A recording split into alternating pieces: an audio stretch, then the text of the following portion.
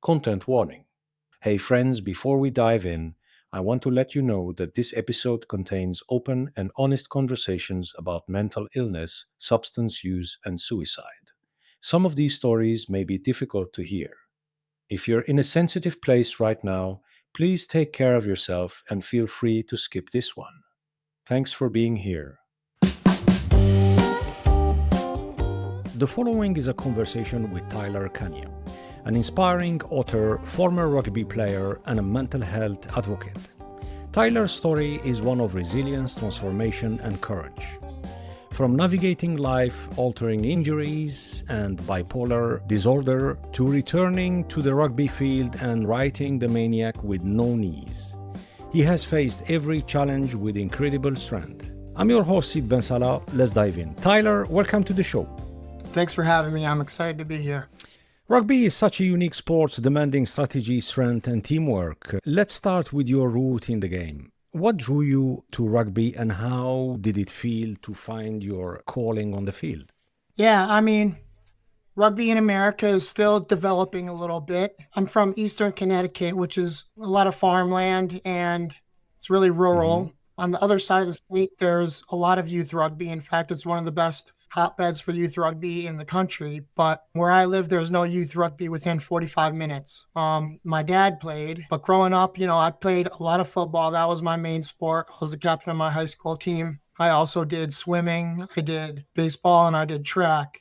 As much as I loved football, it didn't really align with my skill set as an athlete. But what I did get from it, one of the positions that I played was long snapper. A little known secret for rugby players is that the long snapping position in football kind of makes you more adept at the long pass. And it really kind of made me a natural when I ended up taking on rugby. So as, the first time I ever touched the ball, I spun it behind my back across the field and set up a score. And it was pretty much instantaneous. Like, I was like, wow, I found my game. Like, this is what I can do really well. And it really only blossomed from there. So I was really fortunate that I did find rugby because, I knew that I was a great athlete. I just hadn't found my sport yet. And rugby gave me everything that I knew that I could possibly be. Yeah. You played as a fly half, which is a crucial leadership role. How did that shape your mindset and approach the game? Yeah, fly half is like the quarterback, right? You are in charge of the offense. You are leading the communication when it comes to plays. You are touching the ball every time, passing the ball and kicking the ball. And you're the leader on the field. I like to be in control of everything. I'm always the loudest guy on the field. And, fly half gave me that autonomy to really help my players out with good, crisp passing. And, I wouldn't want to play any other position. It makes me really upset when other people have to play fly half because I want to be in control. And, I think that when I am in control, it only leads to good things. I think my record as a starting fly half is something like 35-3. So, we don't lose much when I play that position, and I take a lot of pride in that. And Tyler, let's talk about something different. What did you make about the last Super Bowl? You can probably tell from my voice, I'm coming back from the flu. Yeah. And, when the Super Bowl came, I was pretty sick. I was rooting for the Eagles and, I really didn't want to see Patrick Mahomes win another Super Bowl. I was just sick of the Chiefs winning all the time. I wanted to have Saquon Barkley win a Super Bowl. And, I ended up going to sleep in the first quarter, but it seemed like the game was already in hand at that point. The last thing I remember were the 2 back-to-back interceptions. And so it helped me sleep a little better that night. Yeah, what a game. I think the majority, especially here in Europe, everyone was thinking that the Chiefs will win it again. But since the get-go, it was quite clear that the Eagles, they were just flying. Defense, offense, everything. Yeah. And Tyler, looking back, what were your dreams before injuries and mental health struggles came into play? Yeah. I graduated college in 2014. At that time, there was no Major League Rugby in America.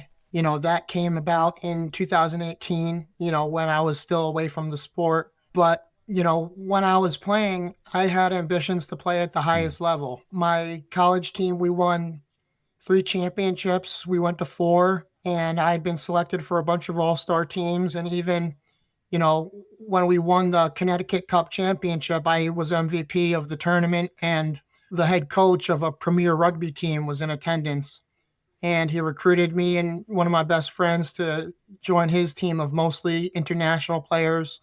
It was the cream of the crop, prior to the MLR. Like, I had a teammate who was on Team USA. I had a teammate who represented Fiji for his Hmm. country.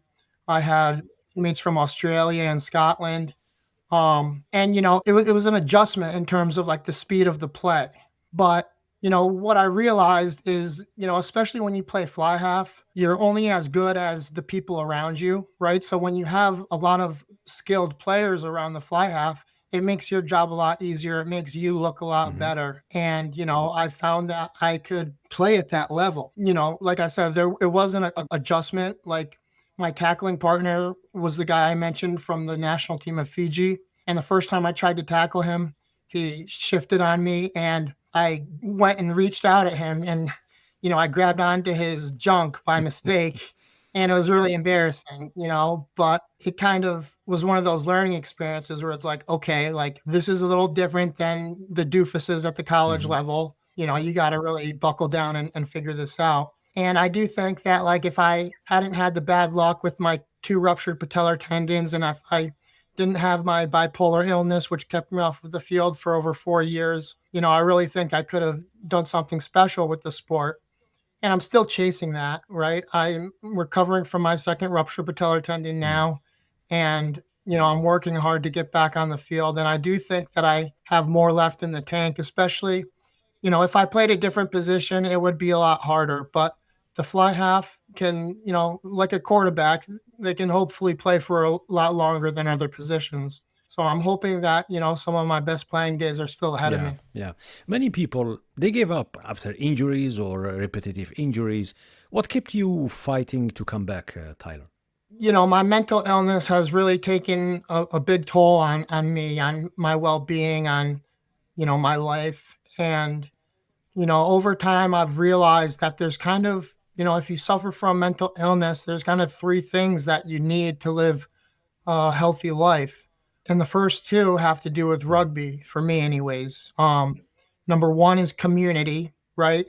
If you want to get better from a mental illness, you need a group of people, whether that's your family, your friends, your sports team, or your job, or whatever, that kind of holds you accountable, that, brings you that social connection and that brings you joy. And besides that, you need a goal, right? You need to wake up every morning and you need to have something that's driving you Mm. forward, something that moves you to act and do something and try to improve your life situation.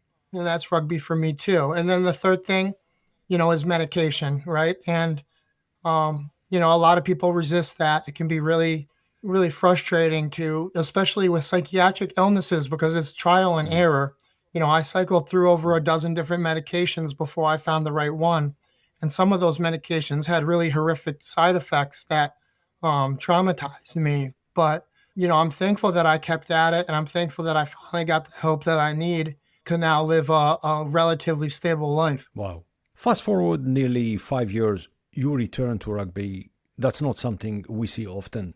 What was going through your mind as you stepped back onto the field after such a long Eh, break? this is a good story. On the last day of April in 2021, I tried to commit suicide. Hmm. I tried to hang myself. I put a noose around my neck and, I tightened it a bit and I looked outside. The clouds parted and the late afternoon sun came out. And all of a sudden, I remembered in that moment that one of my best friends was getting married the next Hmm. day.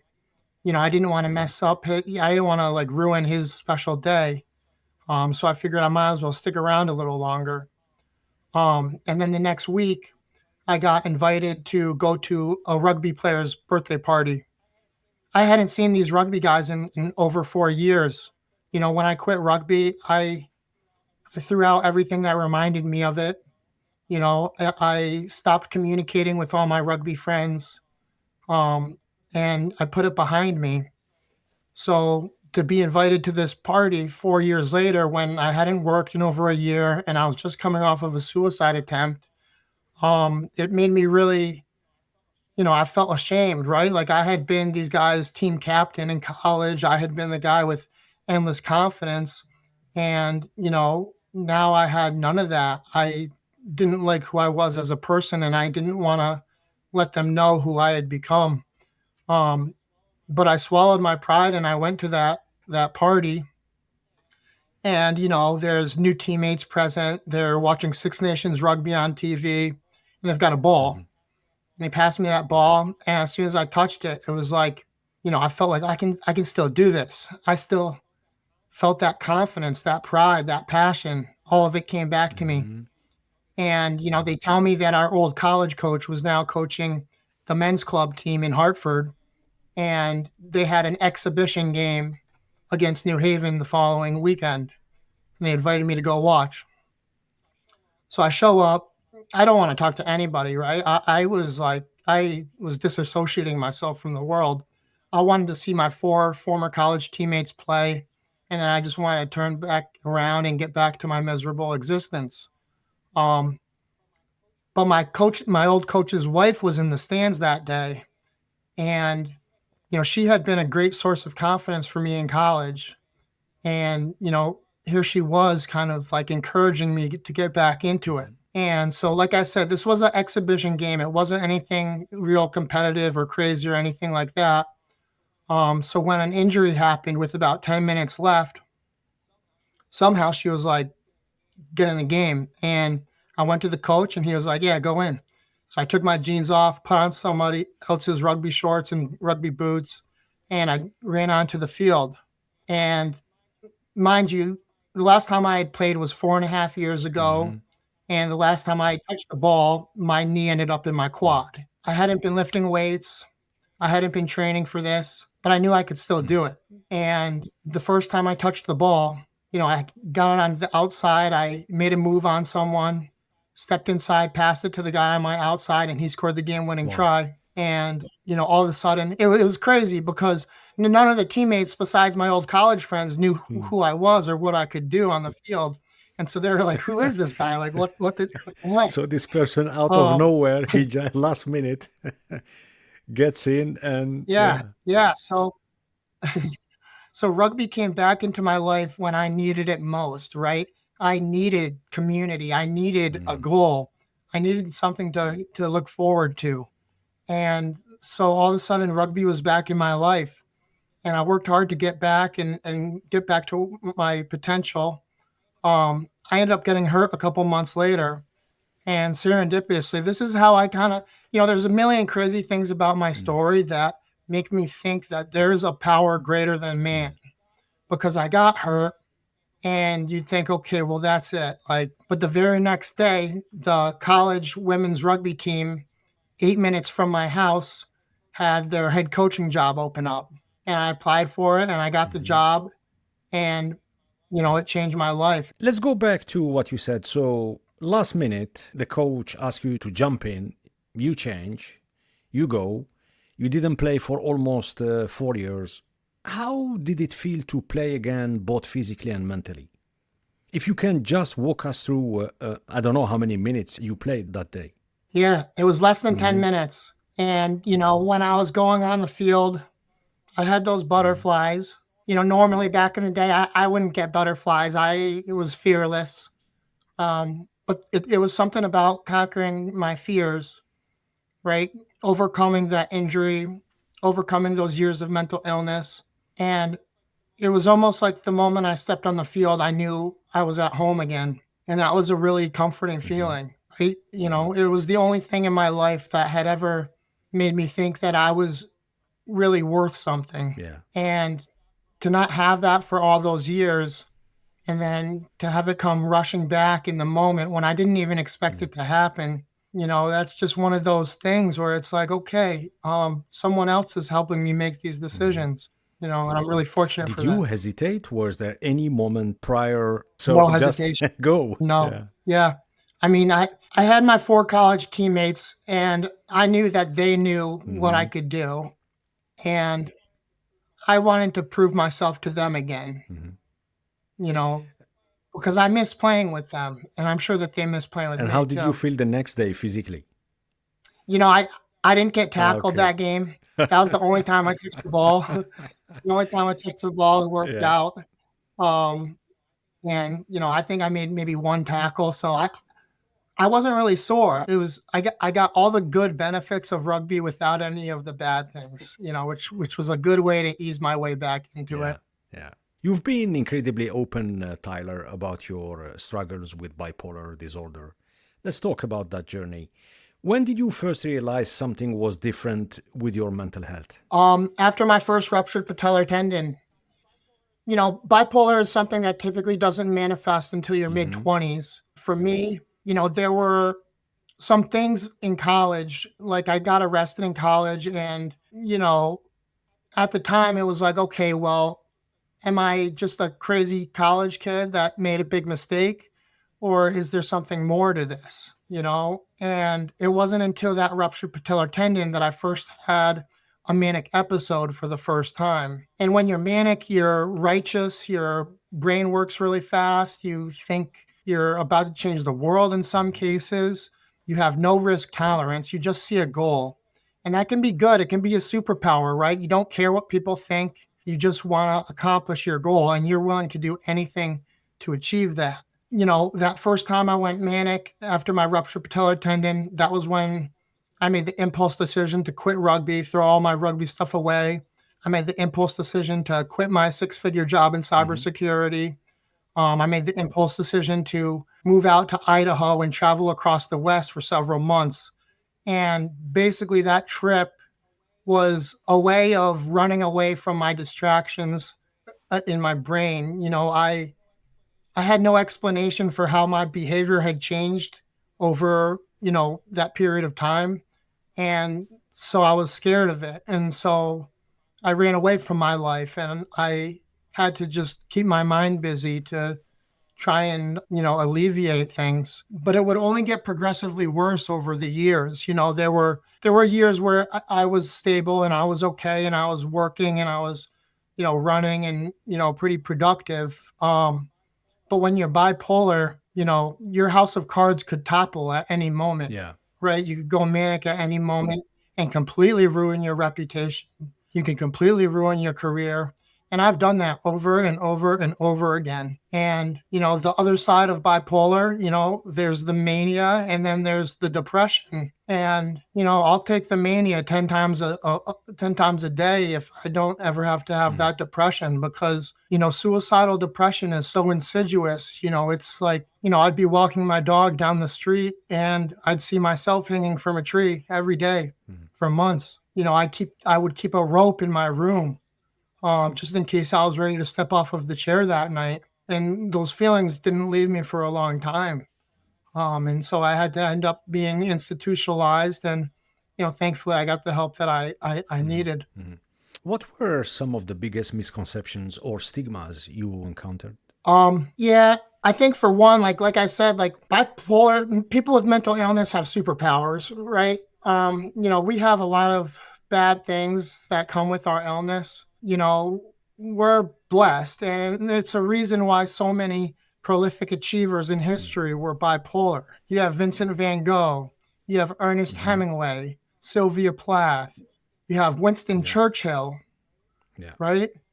And, the reason why these people were so prolific was because, our illness makes us more curious. Our illness makes us more creative. Our illness gives us more empathy, right? When we're manic, our illness gives us more Mm. energy and we don't care what people think. And these are all superpowers. And so what the general public doesn't realize is that there are advantages to having mental health issues, Mhm. right?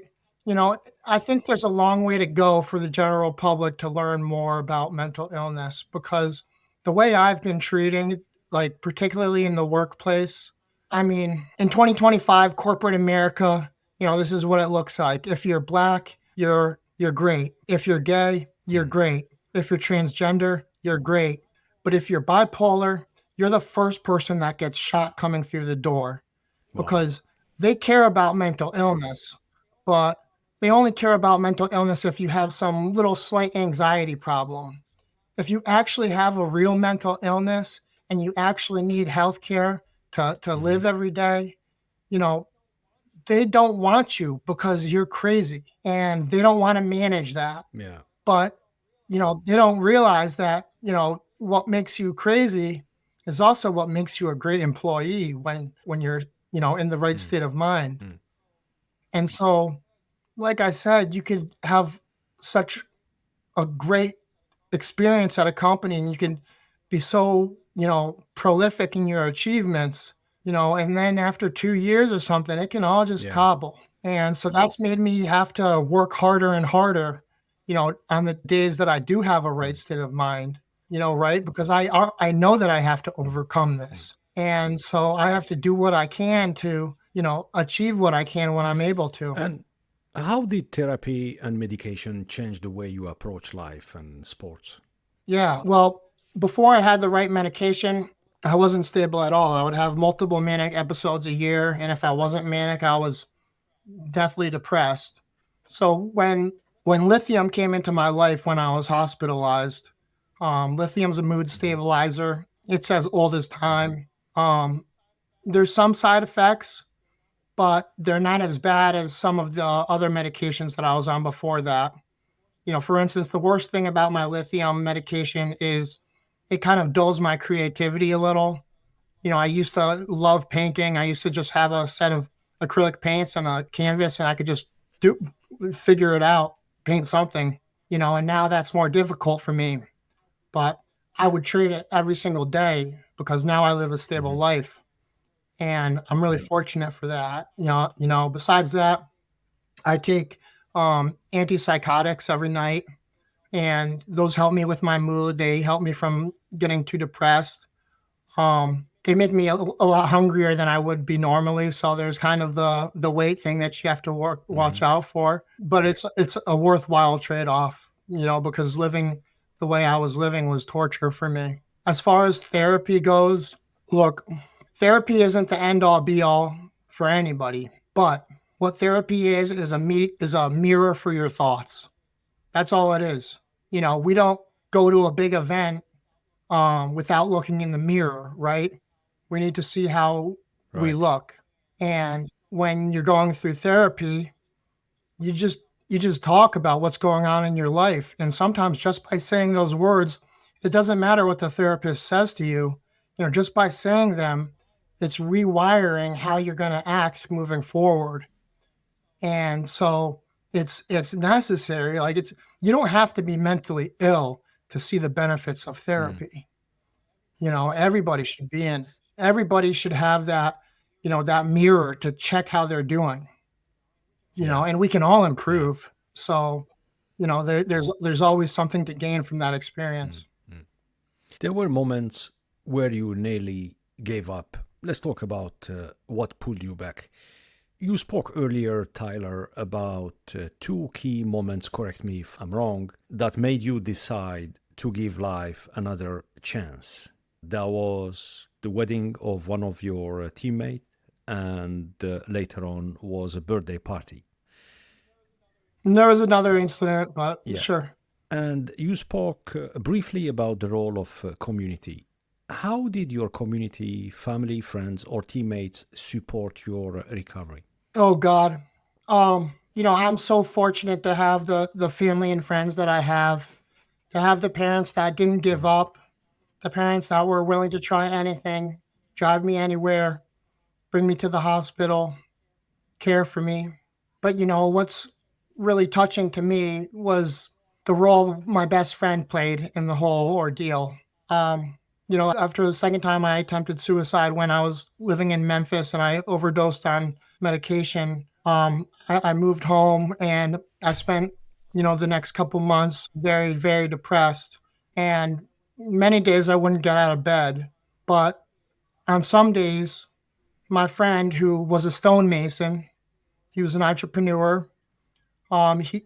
He would ask me to work for him, and I wasn't any good at it. I worked hard.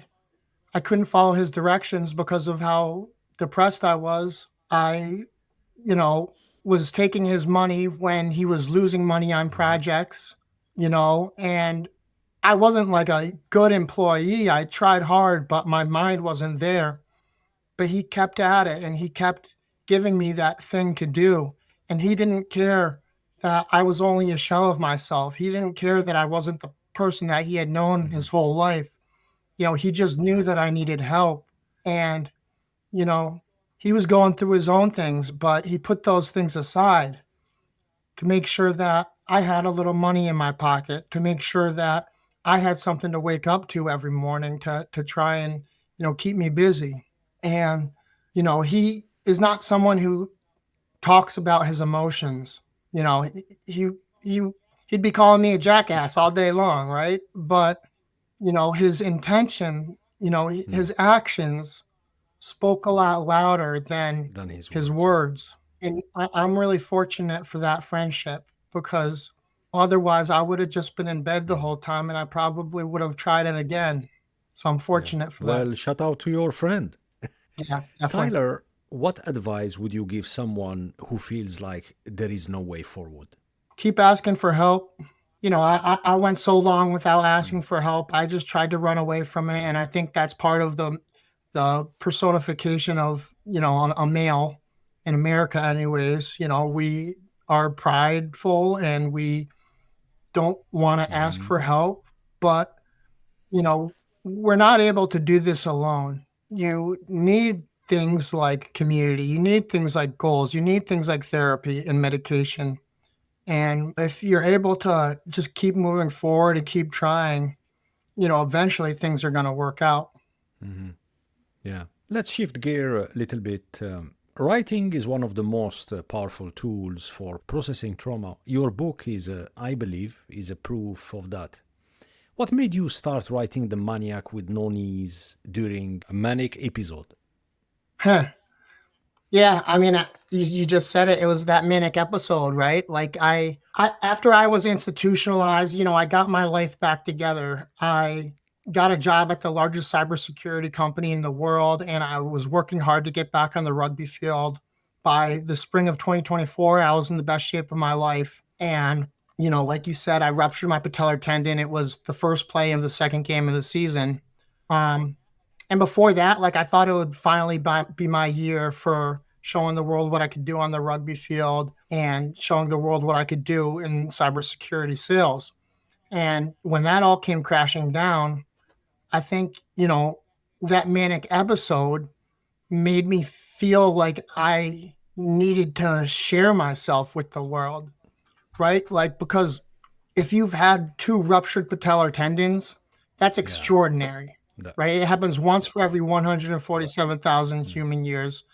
You know, to have it happen twice, that's crazy. On top of that, to have bipolar I disorder and to have the life that I had lived, I knew that I had lived a crazy life and none of my friends knew it, mm, right? I had always been ashamed of myself. I had never shared myself on social media, but something was pulling me in that direction. Something was saying, you need to come forward and you need to share yourself. And, one of those inspirations was the people that I was institutionalized with, the people with schizophrenia, the people with aphasia, the people who get electroshock therapy all the time. They were suffering far worse than me. They didn't have the blessings that I had, like growing up in a wealthy, white, nuclear educated family or being a good looking athlete that automatically gives you mm, confidence. They didn't have those things. And so they're not capable of sharing their story. And so I felt like it was my responsibility to stand up on their behalf to try and help erase the stigma, try and help make things a better place and a less lonely place for the people that suffer and for the general public, to give them a better understanding of mental mhm, illness, right? So that was a big driver.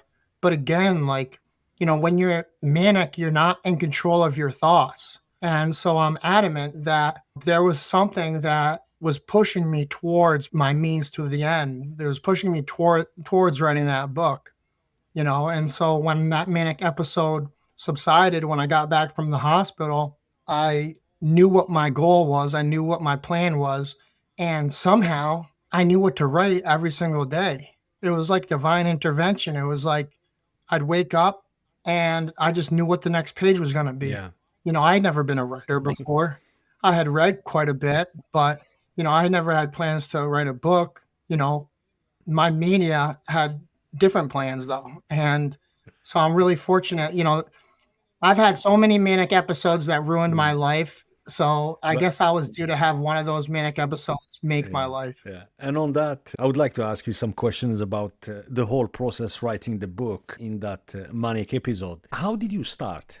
Um, it originally it wasn't gonna it was basically, I wanted to show the world what I had done on the rugby field Hmm. already and then share them my time away from the sport.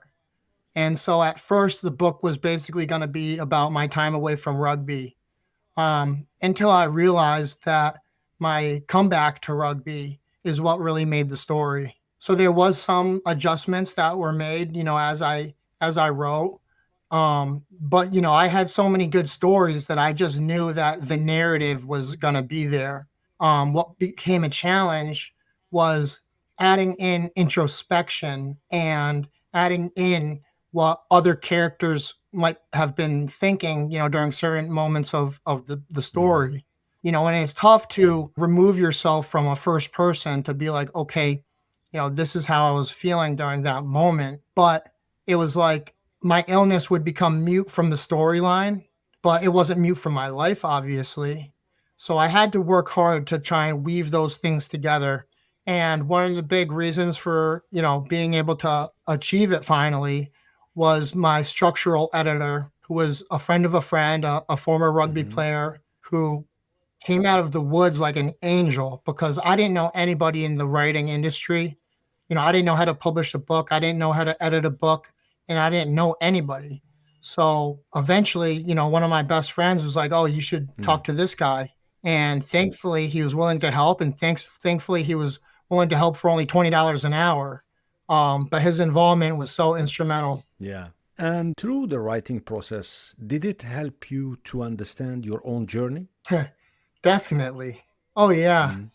Yeah, I mean, like, especially when you're trying to think about what the other people involved were thinking, right? Because it's tough to remove yourself from that first person, and it's tough to consider how your actions might have made other people feel.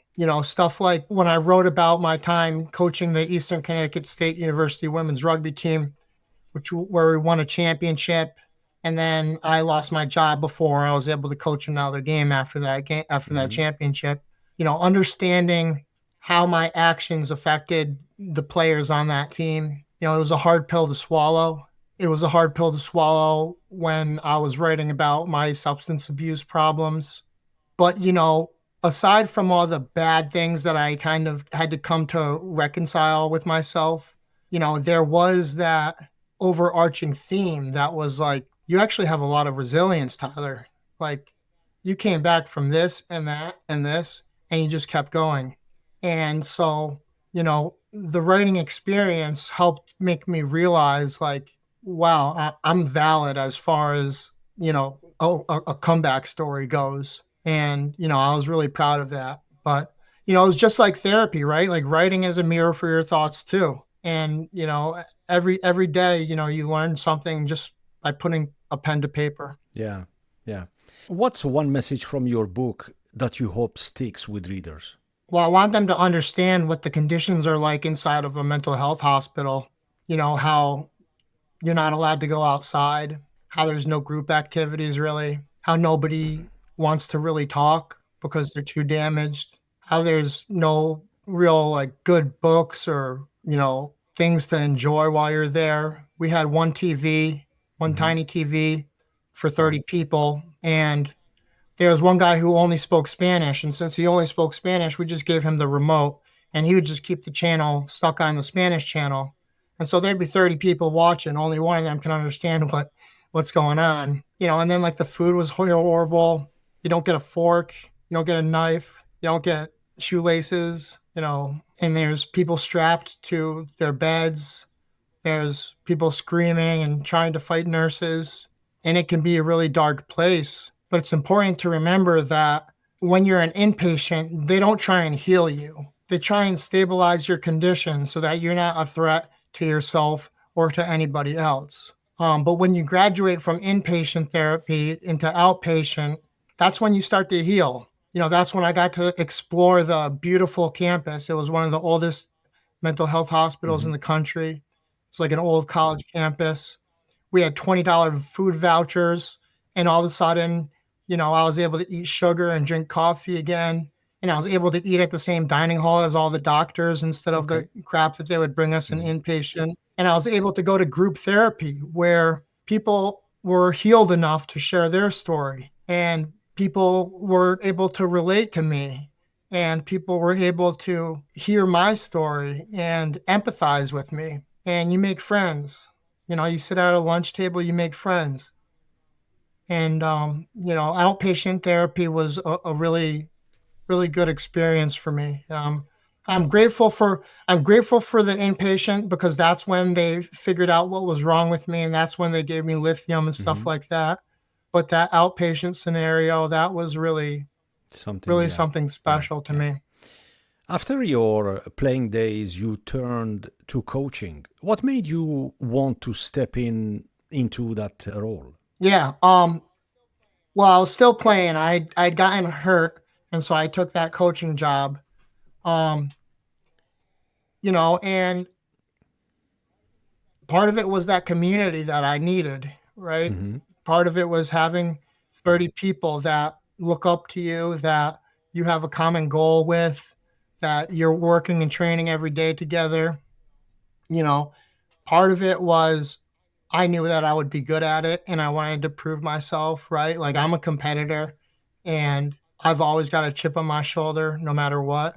And, I wanted to show what I could do as a coach. And it was a really special experience. And I'm really disappointed with how it ended. To this day, the last game I've ever coached was a championship. And someday I'm going to coach Hmm. again. I still want to play for a few more years. Hopefully, my body can hold up. But as soon as I can't play anymore, I'm thankful that I know what the next step in the journey is going to be. And I'm thankful that I can have a community even after I stop playing. Yeah. Yeah. You've become a strong advocate for mental health in sports. What still needs to change, in your opinion? As far as Hmm. sports goes, I don't know. I don't know exactly what needs to change on the overarching group setting. I think, individuals need to be more honest with their teammates and with themselves. And, the more people that come forward and say, I go through this too, because rugby is not a sport. Rugby is a conduit for social change. Hmm. And what's great about it is there's 15 people on the field. There's, 30 some odd, 40 people on the team. And they're all there for the same reason. They want to have fun alongside friends, and a lot of them are running away from their issues. A lot of them, are playing rugby because they need something in their life to change, and rugby gives them that podium. It gives them that opportunity to think of themselves differently and to make friends and make connections. So I don't think anything about sports needs to change as far as mental health goes. I think individuals Me just too. need to be Yeah. more Yeah. open And why do you think mental health is still so stigmatized, especially for male athletes? because it's weakness, and nobody wants to show how weak they are. Nobody wants to say that their life isn't perfect, or that they think about taking their life, or Mhm. that, they are so depressed that they can't get out of bed sometimes. People see this tinted window of social media and they think that their life has to look like the next Yeah. person's life. And, I'm someone who is at this point pretty vocal on social media. I wrote this book, I do all these interviews, and a lot of people look up to Mhm. me and they say, wow, he made it to the other side of bipolar. What feedback you got on? Well, I'm Yeah. still Sorry. Sorry. Go ahead. Yeah, I'm still struggling with bipolar Mm. every day, right? Just because I'm doing these interviews and stuff like that and wrote this book, like that doesn't mean that I overcame a lifelong illness. right? I still have substance abuse problems every day. I still have, I tell people I'm not Mm, suicidal, but I think about suicide every day, right? And there's a fundamental difference in mm, those two things. So no matter what, like, you know, people are going to struggle no matter how good their life is. And, the more that others understand that tinted window on social media of sharing these podcasts and these television interviews, that's not the whole yeah, thing. We're having a great conversation now, but when we hang up, I'm still going to be yeah, struggling, right? And so it's important for people to understand yeah. that. And in sports, how can teams, coaches, and institutions better support players struggling with mental health? Well, it just starts with one person being open, because once one person is open, other Mm, people are open. And I would try that as a coach. I didn't want to reveal to these college students all about my but yeah, trials and tribulations, but I wanted to have them understand that life after college, life after sports mm, is tough, and you're gonna go through stuff, and you're gonna have days where you don't recognize that face in the mirror. But no matter what, no matter who you become, whether you're a drug addict or homeless or, mentally ill, your teammates are never going to forget the person that you truly mm, are. Because when you get on a field with someone and you bleed and you cry and you sweat and you work hard for a goal, that shows the people around you more about you than anything else. And so, like I said, sports are a conduit for social change. And it just takes that first person to step up and say, yeah, I yeah. struggle. And hopefully other people follow Mm, their lead. mm. Tyler, you've come a long way, but this is not the end of your story. What's next for you? I talked about how my first book kind of happened by Hmm. accident. And actually, my second book kind of happened by accident too, because, what I do is on Instagram, almost every day, I share a one-page short Hmm. essay. Sometimes it's about addiction or mental health or rugby or whatever. And, I realized after writing about 50 of those that I could just put together a book of Nice. short essays.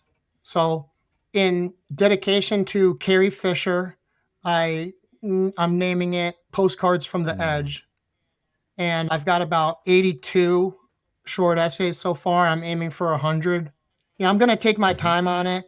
I don't want to publish it in the first year after my first book. I want to give my book a year or two, kind of, get the Mm, attention.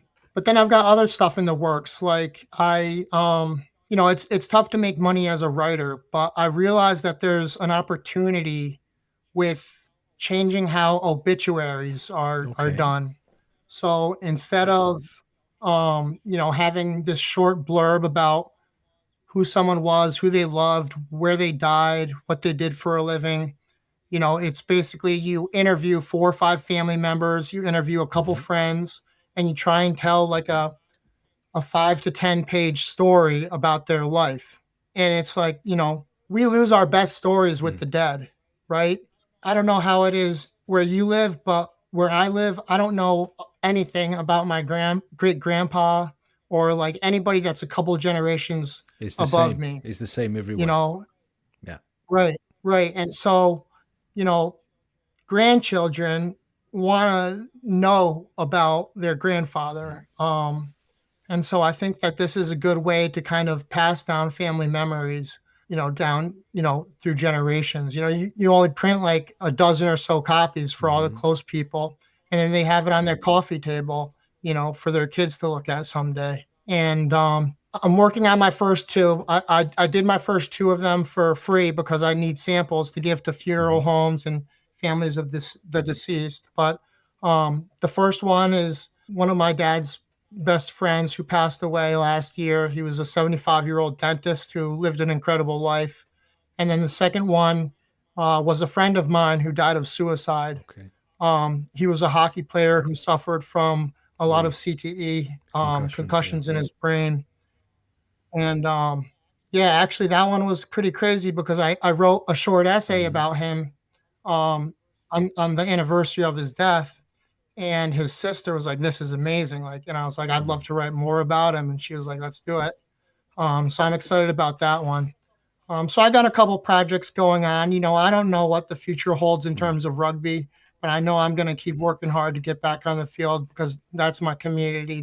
That's what makes me feel good. What a fantastic idea. How do you keep yourself grounded and moving forward despite the challenges?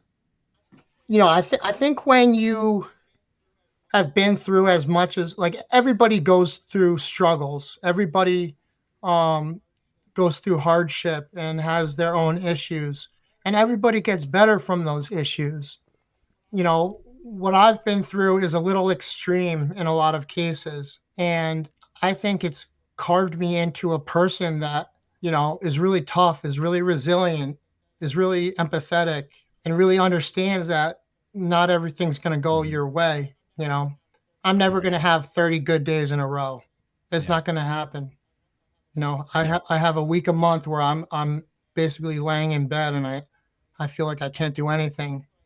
That's what I deal with. But from what I've been through, I've learned to appreciate life for the good times and the bad.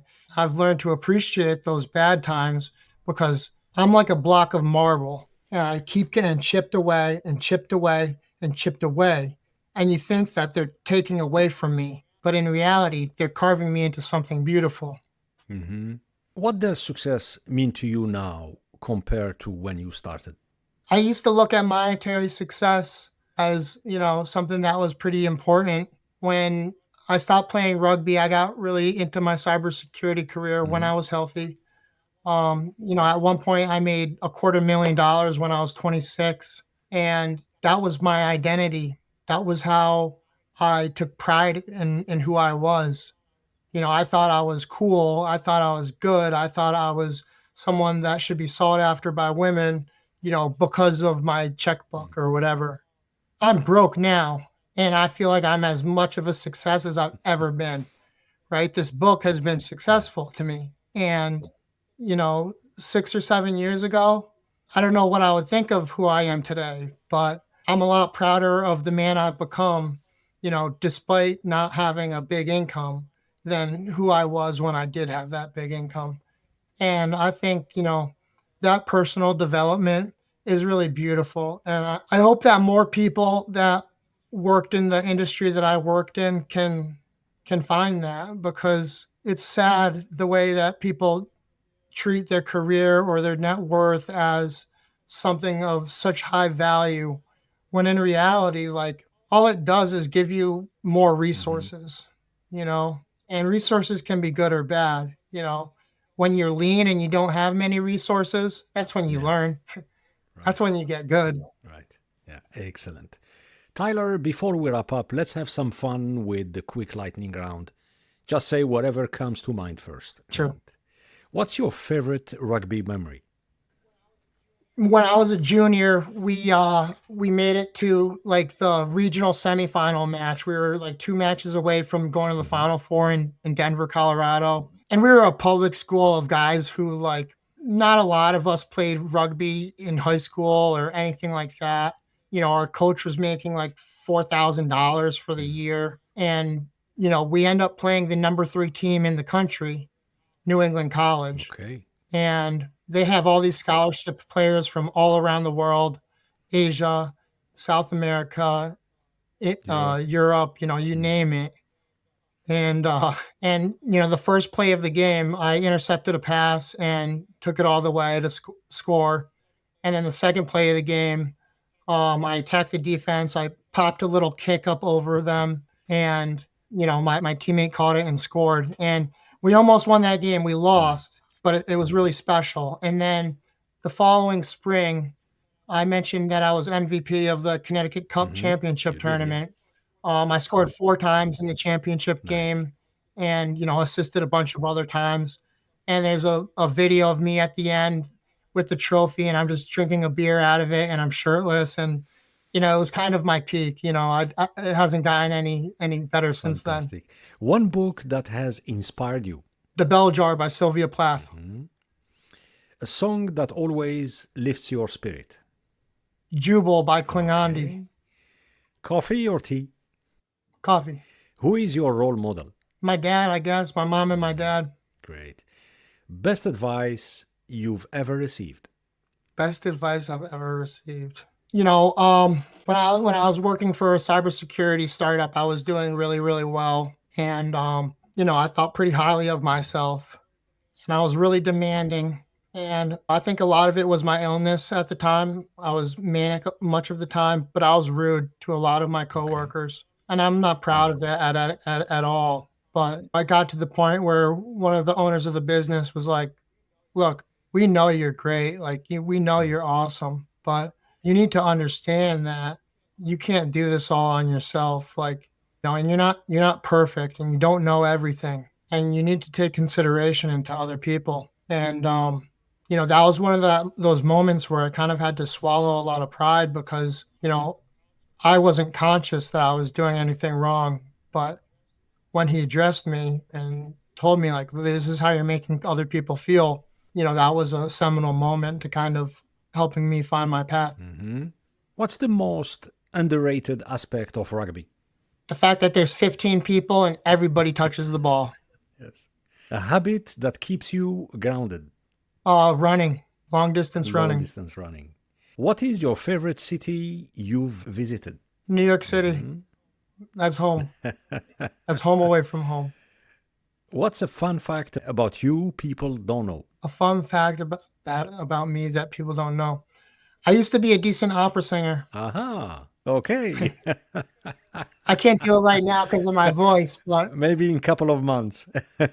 yeah, at one point, I was really slow Mhm. to mature physically. Like I didn't have a growth spurt until I was, in college Mhm. basically. So I was like this little Yeah. short guy with like a really high voice. I could sing this incredible opera. What's the best way to unwind after a tough day? um, Laying on the couch, watching a movie or something like that with my dog next to Mhm. me. Nice. Tyler, if you could have a dinner with anyone, let's say a historical figure, who will it be and why? Jack Kerouac, Why? the Hmm. writer. I think he is basically the 1950s version of me. He was an adventurer, he was an athlete, he was a writer, he was someone who just like jumped into the void and would go on these crazy expeditions. And he wrote Hmm. beautifully. He was a big, I told you that The Bell Jar by Hmm. Sylvia Plath Hmm. inspired me. You know, those two books were the two ones that like I wanted to emulate with my book. Nice. And lastly, if you could give an advice or a piece of wisdom to our listeners on any topic. What's been a capitalist society is typically a world of specialists, right? We all have one career and we have to be good at that one niche career and we spend years and years doing it and we don't know how to do a whole lot of other Hmm. things. Um, because of my illness, I've had to adapt and try different careers and do a bunch of different things and challenge my mind in different ways. And I've developed a set of cross disciplinary skills that work across, different Hmm. mediums, right? Like my writing ability, which has come from all the reading I've done, you know, that's helps me write better emails for, sales or helps me write books or helps me, just get my point across to my family or friends. So I would encourage other people to, you know, really embrace diving into new hobbies, right? Like I'm not a great painter, but I love painting, Hmm. you know. I don't know a ton about cryptocurrency, but I tried to start my own company, and I learned a Hmm. ton from that. I didn't know anything about coaching before I started coaching, but I tried that, and the list Yeah. goes on. So yeah, just keep moving forward, keep trying new things. Don't bottle yourself into just one vocation and one road to the rest of your life. Mhm. Tyler Kania, thank you so much for sharing your story with us today. Thank you for having me. This has been And great. before we wrap up, can you tell our listeners where they can contact you, learn more about your work, or connect with you online? Yeah. Obviously you can go to Amazon and you can buy the Maniac with No Hmm. Knees. You can follow me on Instagram at Tyler_Kania, Kania. That's kind of my headquarters for updating people on my story, on, sharing my short essays, and, I use it quite a bit. And then, the last would just be tylerkania.com. But really all that is a description of my book and a link to, the Amazon page. Fantastic. As we wrap up, I'd like to leave our listeners with a quote from Albert Camus, a French philosopher, writer, and journalist. In the depth of winter, I finally learned that there was in me an invisible summer. If you enjoyed this episode, don't forget to hit that download button, subscribe, and leave a review on your favorite podcast platform. Your support fuels these powerful conversations and help us bring more inspiring stories to you. And now you can watch the full episode on our YouTube and Spotify channel. Join us there, hit subscribe, and help us grow this incredible community. I'm Sid Bensalah, and this is Pre-Zero Sports Talk Podcast. Until next time, stay inspired, stay resilient, and we see you next. Bye-bye.